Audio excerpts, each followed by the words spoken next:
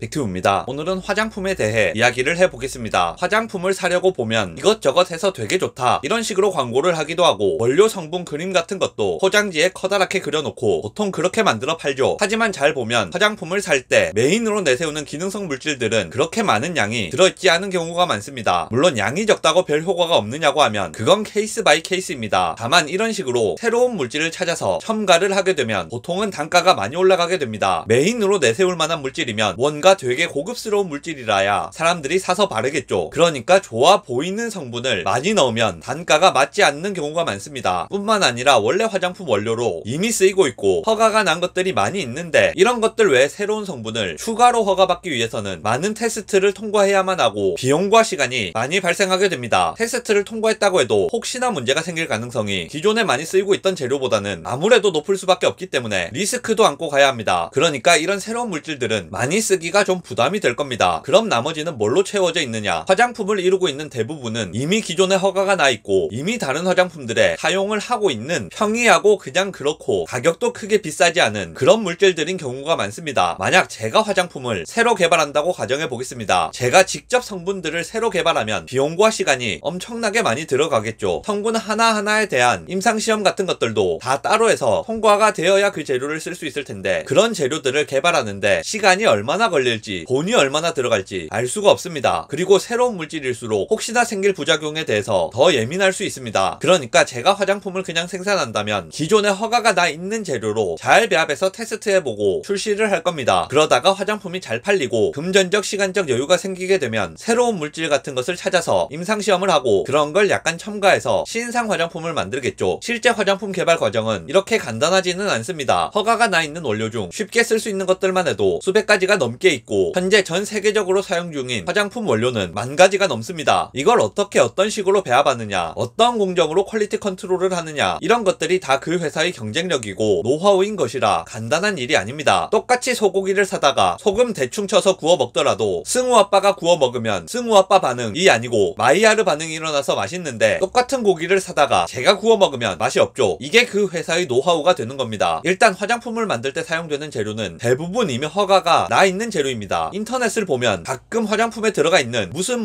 성분이 해롭다면서 그 성분이 들어있으면 무슨 독극물이라도 되는 것처럼 생각하시는 분들이 있습니다. 그런데 그 물질이 그렇게 해로운 물질이었으면 화장품 재료로 허가가 났겠습니까? 당연히 허가가 안 났을 겁니다. 실제로 그 물질이 고농도에서 독성이 약간 있다고 해도 농도가 낮으면 독성이 없을 수 있습니다. 허가를 내줄 때 사용 가능한 농도는 굉장히 보수적으로 잡게 됩니다. 화장품 회사 입장에서도 그 성분이 들어가서 큰 트러블을 만들게 된다면 사람들이 항의를 많이 하게 될 거고 회사가 망할 수 있을 겁니다. 그런 짓을 하는 사람은 없겠죠. 그러니까 화장품 회사 입장에서도 허가가 안 난 물질이나 허가가 안 난 용량을 쓸 위험을 감내할 필요가 없습니다. 화장품 회사 사장이 고객들을 괴롭히려고 화장품을 만드는 게 아니죠. 나름대로 좋은 화장품을 만들어서 잘 팔려고 화장품을 만드는 겁니다. 가끔 화장품에 절대 들어가면 안 되는 성분 하면서 인터넷에 떠도는 글들이 있습니다. 이런 성분들이 들어가 있는 화장품 목록을 만들어서 불매를 하기도 합니다. 그런데 아까 제가 말씀드렸던 것처럼 표시 성분이나 전성분에 자신 있게 써놓은 성분이라면 사실 문제가 없는 성분 아닐까요? 맞습니다. 문제가 없는 성분입니다. 그런데 불매 운동을 하게 되면 화장품 회사들은 자사 화장품에서 슬그머니 해당 성분을 빼기 시작합니다. 그러면 소비자들은 그러죠. 거봐라, 나쁜 성분인 거 들켜서 성분 빼는 거 딱 걸렸다. 하지만 사실 그 성분이 나쁜 성분이라서 빼는 것이 아닙니다. 괜찮은 성분인데도 불구하고 그 성분이 들었다고 하면 안 팔리니까 어쩔 수 없이 다른 성분으로 대체하는 것 뿐입니다. 그 성분 말고 다른 성분이 원래 더 좋았다면 애초에 더 좋은 다른 성분을 썼겠죠. 굳이 더 안 좋은 성분을 쓸 이유가 있겠습니까? 그 성분이 뭐라도 장점이 있었으니까 그 성분을 썼을 겁니다. 그러니까 기존의 화장품에 들어가 있던 성분은 그 화장품을 개발하는 사람이 볼 때는 거기에 넣기 제일 적절한 성분이었던 겁니다. 그런데 만약 불매운동 같은 것을 하면 그 성분을 빼는 이유는 그 성분이 들어있으면 안 팔려서 그런 거지, 그 성분이 나쁜 성분이라 그런 것이 아닙니다. 영상 요약하겠습니다. 화장품 원료로 쓰이는 성분들 중에 안 좋다고 인터넷에 퍼지는 성분들 역시 다 임상시험을 거쳐서 허가가 난 재료입니다. 적절한 양을 적절하게 사용하면 문제가 없기 때문에 허가가 난 재료라는 말입니다. 그러니까 인터넷에 떠도는 이야기들에 대해 너무 걱정하지 않으셔도 됩니다. 화장품은 써보시고 본인 피부에 맞는 것으로 사서 쓰시면 됩니다.